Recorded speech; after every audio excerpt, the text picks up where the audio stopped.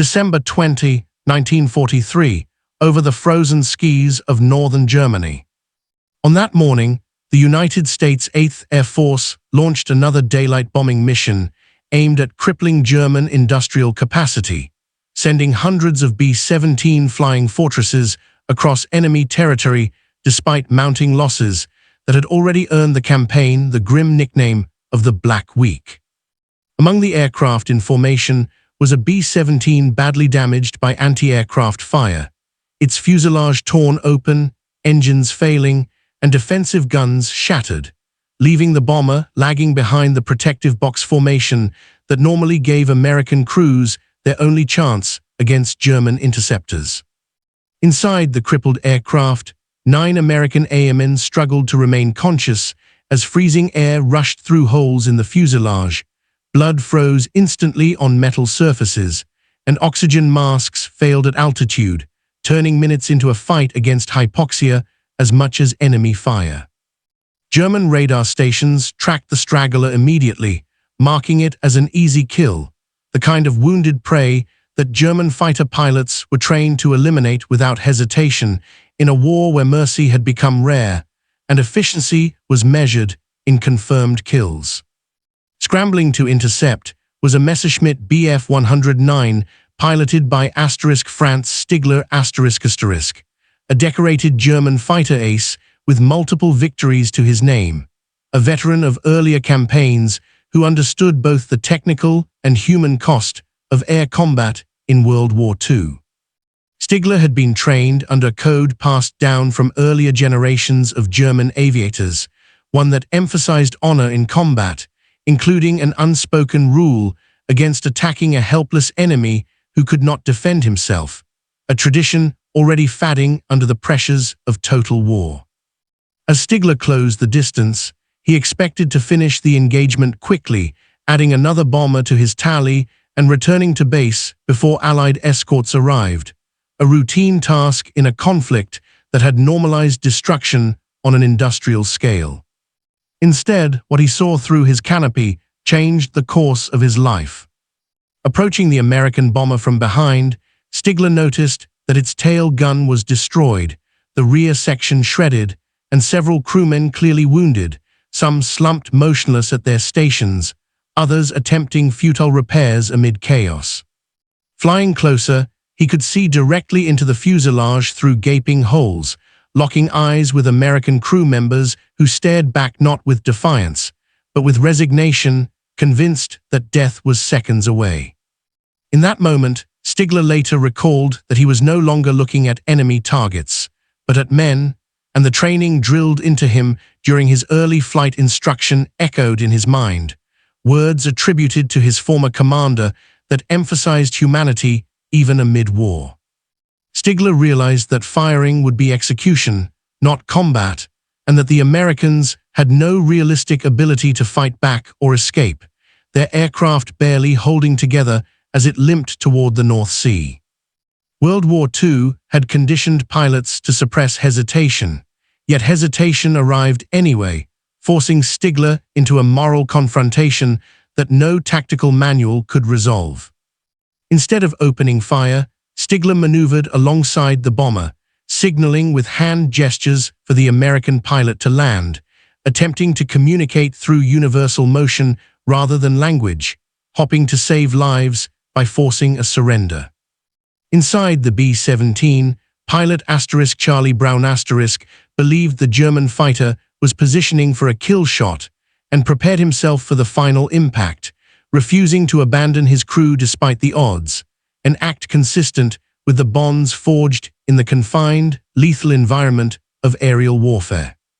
When the German did not fire, confusion replaced fear, and Brown realized that something extraordinary was unfolding in the midst of a war defined by routine brutality. Stigler soon recognized that the Americans could not land safely in Germany without becoming prisoners, some likely dying from their wounds, and that attempting to escort them to a landing field risked both misunderstanding and court-martial. German air defense doctrine was unforgiving, and any deviation from orders, especially acts of mercy toward the enemy, could be interpreted as treason, punishable by execution in a regime that demanded absolute obedience. Faced with this reality, Stigler made a decision that defied both protocol and personal safety, choosing instead to escort the bomber toward the coast, positioning his fighter close enough to shield it from anti-aircraft fire that might mistake it for an active threat. Flying wingtip to wingtip, Stigler used his aircraft as a visual signal to German flak crews below, preventing them from firing on the crippled bomber as it passed over defensive positions. For miles, the unlikely formation continued, a German fighter guarding an American bomber, an image almost impossible to reconcile with the narratives of World War II as a clash of absolute enemies. As they reached the coastline, Stigler saluted the American crew, a final gesture of acknowledgement before peeling away and returning to base, knowing that no record could ever be made of what had occurred. Back in Germany, Stigler told no one of his actions, understanding that survival depended on silence, while the Americans, upon landing safely in England, were instructed by intelligence officers to keep the incident classified to avoid encouraging similar behavior that might compromise operations. The 9 American airmen survived the mission, each carrying the memory of a German pilot who had chosen restraint in a war where restraint was vanishing. World War II continued relentlessly, burying individual acts of humanity beneath layers of larger operations, casualty reports, and strategic shifts, and for decades, the incident faded into obscurity. Charlie Brown completed his tour and returned home after the war, building a civilian life that rarely intersected with the past he carried, while Stigler emigrated after the collapse of Nazi Germany, eventually settling in Canada, where he rebuilt his life far from the skis of Europe. For years, both men believed the other was likely dead, another casualty of a conflict that consumed millions and scattered survivors across continents. It was not until the late 1980s that Charlie Brown, compelled by memory and a sense of unfinished gratitude, began searching for the German pilot who had spared his crew, publishing inquiries through veteran networks and aviation communities. The search coincided with a growing effort to preserve personal histories of World War II before they were lost to time, as veterans aged and first-hand testimony became increasingly rare. In 1990, Brown received a response from Franz Stigler, who immediately recognized the details of the encounter, having carried the memory quietly for nearly half a century. Their reunion marked the beginning of a bond forged not through shared nationality or ideology, but through a moment of moral clarity in a war defined by moral collapse.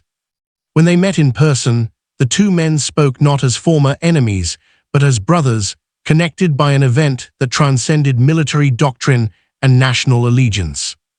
Stigler explained the principles that guided his decision, emphasizing that World War II tested not only skill and courage, but character, and that the true measure of a pilot was not the number of kills, but the ability to recognize humanity even under orders to destroy it.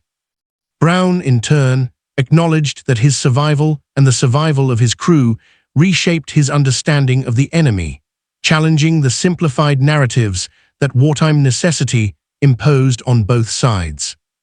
Their friendship endured until their deaths in the early 21st century, becoming a documented example of how individual choices persisted beyond the machinery of war. Historians later contextualized the incident within broader discussions about conduct in World War II, highlighting how codes of honor, though officially discouraged by total war doctrines, occasionally survived at the individual level. The story gained renewed attention as scholars examined air combat psychology, exploring how pilots reconciled their actions with personal morality under extreme conditions. The encounter also illustrated the limits of propaganda, showing that even in a conflict defined by ideological absolutism, personal ethics could interrupt the expected trajectory of violence. Military ethicists cited the incident as a case study in discretionary restraint, emphasizing that not all decisions in war are dictated solely by orders or strategy.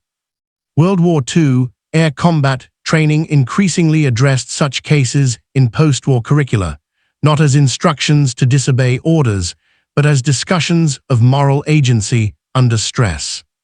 The survival of the 9 Americans was statistically insignificant in the context of millions of casualties, yet historically profound in what it revealed about individual choice. Stigler's action did not alter the course of World War II, but it altered lives, demonstrating that even within systems designed to erase individuality, personal judgment could still surface. The bomber crew carried the story forward, sharing it cautiously over time, contributing to a more nuanced understanding of enemy interactions beyond simplistic hatred. As archives opened and oral histories expanded, the encounter was verified through flight records, mission logs, and corroborating testimonies, reinforcing its factual basis within historical scholarship. The incident also highlighted the emotional toll on pilots tasked with repetitive killing, an aspect of World War II air warfare that remained underexamined for decades. Stigler's refusal to fire represented a psychological breaking point where accumulated exposure to violence collided with ingrained moral limits. Brown's decision to maintain formation rather than abandon his crew illustrated the reciprocal nature of trust forged under fire, reinforcing the collective responsibility that defined bomber crews. Together, their story illuminated how World War II, despite its scale and brutality, was still experienced moment by individuals making choices without certainty or guidance. The narrative continues to resonate because it challenges assumptions about inevitability in war, suggesting that outcomes were shaped not only by grand strategy, but by fleeting decisions made in seconds. In classrooms, museums, and documentaries, the encounter is used to complicate discussions of enemy identity, emphasizing that moral clarity can emerge even in environments designed to suppress it. As long as World War II remains a subject of study, the meeting between Franz Stigler and Charlie Brown endures as evidence that humanity did not disappear entirely, even at 30,000 feet over hostile territory, where the boundaries between duty, survival, and conscience blurred into a single, irreversible choice. The legacy of that choice extended quietly into post-war reconciliation efforts, where veterans from opposing sides of World War II began sharing testimonies that complicated official histories built around victory and defeat.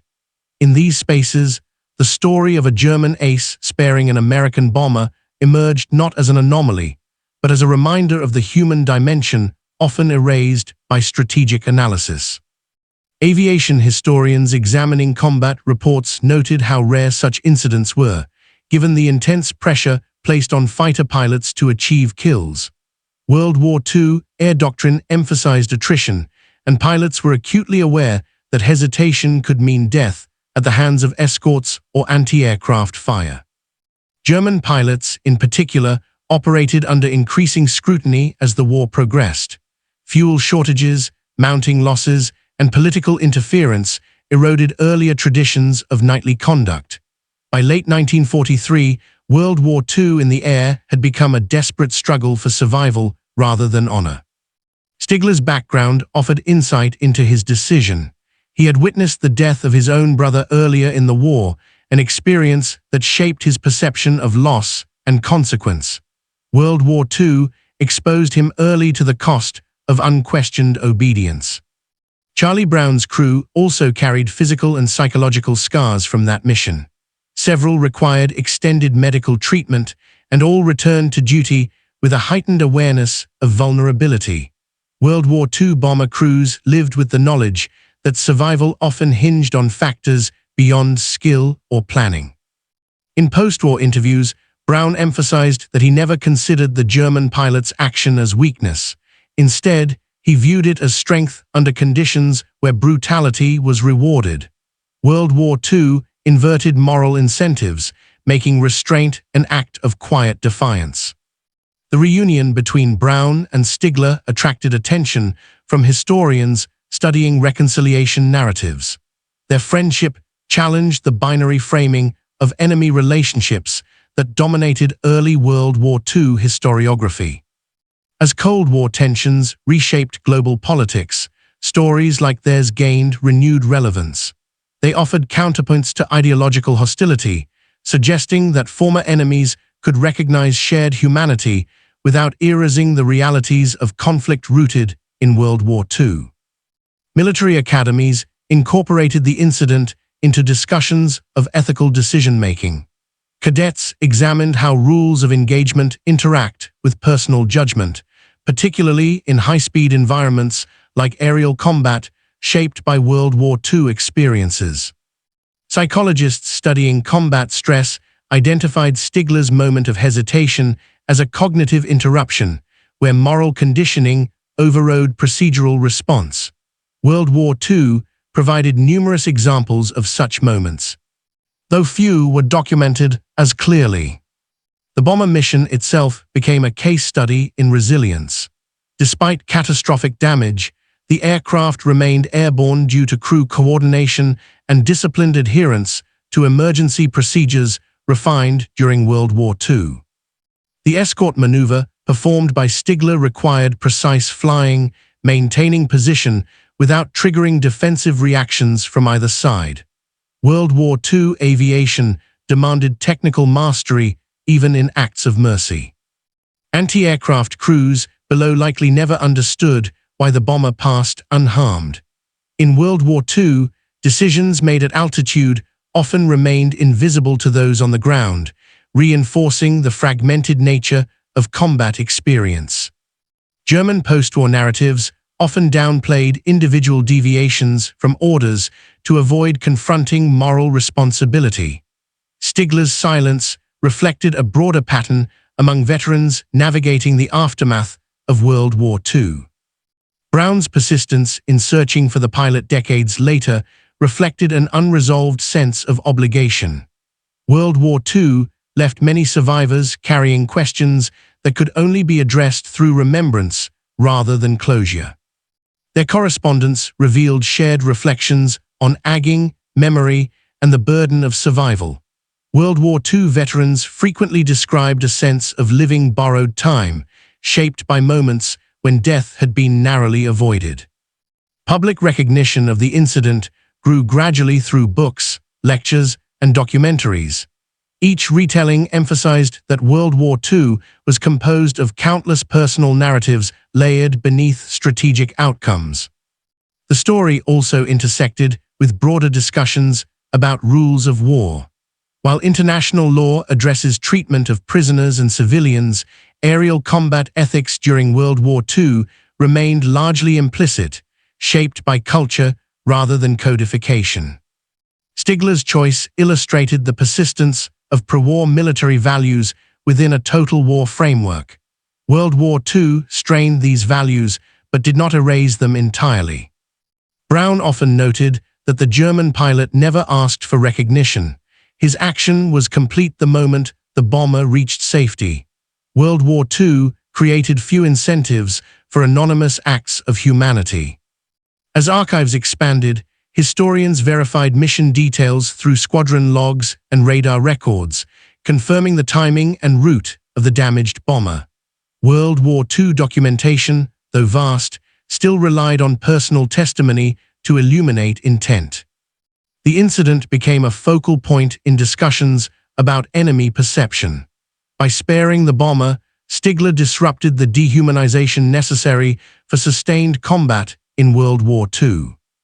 For younger generations, the story offered an entry point into understanding complexity beyond heroism and villainy. World War II education increasingly emphasized such nuance. Museums incorporated the narrative into exhibits on air warfare, situating it among accounts of loss and destruction. The contrast underscored how exceptional the event was within World War II's broader pattern. Veterans who heard the story often responded with recognition rather than surprise, acknowledging moments when they too hesitated or refrained. World War II contained many unrecorded decisions shaped by conscience. The bond between Brown and Stigler demonstrated how shared experience can outlast ideological divisions. Their friendship was not an argument against acknowledging the crimes of World War II, but a reminder that individuals navigated those systems differently. As both men aged, they appeared together at events, answering questions about that day in 1943. Their presence embodied living history, grounding abstract discussions of World War II in human interaction. The narrative continues to circulate because it resists simple categorization. It neither redeems nor condemns a side, instead highlighting choice within constraint. World War II remains a canvas where such stories provoke reflection rather than resolution. Each retelling reinforces that the air war was fought by individuals making split-second decisions with irreversible consequences. World War II magnified those decisions, but did not remove agency from those who made them. The skies over Germany on that December morning remain unchanged, but the memory of what occurred there persists as part of World War II's moral landscape, inviting ongoing examination of how humanity survived amid systematic destruction. Subsequent scholarly analysis placed the incident within the broader framework of reciprocity in aerial warfare, noting that while official doctrine in World War II discouraged mercy, informal expectations sometimes influenced pilot behavior, especially among those trained before the war's ideological hardening. German flight training prior to 1939 still carried remnants of First World War aviation culture, where pilots were taught to view opponents as professionals rather than abstract enemies. World War II gradually eroded this mindset, but it did not eliminate it entirely in individuals like Stigler. American bomber doctrine, by contrast, emphasized collective survival over individual combat ethics, conditioning crews to expect no quarter once separated from formation. World War II daylight bombing reinforced the assumption that isolation equaled death. The rarity of mercy encounters heightened their psychological impact on survivors. For Brown and his crew, the experience disrupted the mental framework that allowed continued participation in bombing missions. World War II required emotional compartmentalization, and this incident fractured that protective barrier. Historians examining Luftwaffe records observed that Stigler's unit had been under extreme operational pressure at the time. Loss rates were rising, replacement pilots were inadequately trained, and morale was deteriorating. World War II, in late 1943, increasingly forced German pilots into survival-driven rather than strategic engagements. Stigler's decision also reflected an awareness of proportionality, an ethical concept not formally articulated in aerial warfare at the time. World War II produced many acts of violence untethered from tactical necessity, making restraint conspicuous when it occurred. From the American perspective, intelligence officers' insistence on secrecy underscored the fear that such stories could weaken combat resolve. World War II psychological warfare relied on maintaining clear distinctions between friend and enemy. The bomber crew's silence illustrates how institutional priorities shaped memory. Their personal gratitude was subordinated to operational concerns, reflecting how World War II often suppressed individual narratives in favor of collective objectives. As decades passed, shifting cultural attitudes toward veterans encouraged more open discussion of moral complexity. World War II narratives expanded beyond triumphalism to include ambiguity, doubt, and ethical strain. The incident also became relevant to discussions about obedience and dissent. Stigler's refusal to fire did not alter command structures, but it demonstrated that personal agency persisted even under authoritarian systems prevalent during World War II. Scholars of military sociology noted that such acts often occurred at the margins of conflict, where oversight was limited and decisions unfolded too quickly for external enforcement. World War II created countless such margins. Brown's later reflections emphasized that the German pilot's choice imposed a responsibility on the survivors to live meaningfully.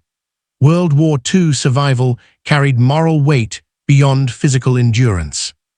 The episode challenged assumptions about deterrence in air warfare.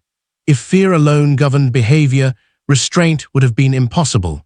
World War II showed that moral reasoning could interrupt even highly conditioned responses. Comparative studies revealed similar isolated incidents across theaters, though few were documented as thoroughly.